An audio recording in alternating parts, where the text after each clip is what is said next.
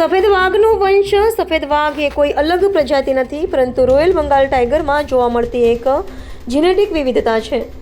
બચ્ચાનો જન્મ થયો ત્યારે તેમનું વજન ઓછું હતું. 9મીએ સવારે 3 બચ્ચાને જન્મ આપ્યો, 2 મૃત્યુ પામ્યા, એકને નિયોનેટલ કેર યુનિટમાં રખાયું. કમાટી બાગમાં સફેદ વાઘણ રાધાએ બચ્ચાને જન્મ આપ્યો. 4 માસ પછી સહેલાણી જોઈ શકશે. કમાટી બાગ પ્રાણી સંગ્રહાલયમાં 40 વર્ષના લાંબા અંતરાલ બાદ સફેદ વાઘના બચ્ચાનો જન્મ થયો છે.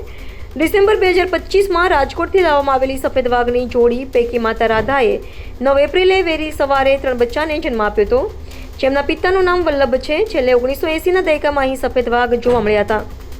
સાથે જ મૃત્યુ પામ્યું હતું, જ્યારે એક જન્મના 3જા દિવસે મૃત્યુ પામ્યું હતું. હાલ એક નર બચ્ચું જીવિત છે. તેનો જન્મ થયો ત્યારે તે લગભગ 600 ગ્રામનું હતું. હાલ તે 890 સામનું થયું છે.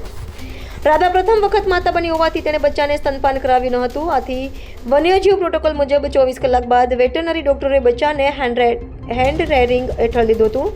કમનસીબે 3માંથી 2 બચ્ચાના મોત થયા છે. ઝૂમાં સફેદ વાઘની સંખ્યા 3 થઈ. નવા મહેમાનના આગમન સાથે ઝૂમાં સફેદ વાઘની સંખ્યા 3 થઈ છે. બચ્ચાના જન્મ સાથે આખા ચાકમાં ખુશીની લહેર છે. બચ્ચાની ખૂબ કાળજી રાખી રહ્યા છે પ્રત્યુષ પાટણકર.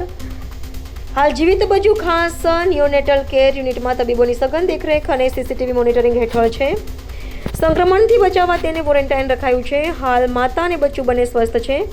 સુરક્ષાના કારણોસર અત્યારે સહેલાણીઓ માટે પ્રવેશ બંધ છે, પરંતુ 4 મહિના બાદ બચ્ચાને ખુલ્લું મુકાય તેવી શક્યતા છે.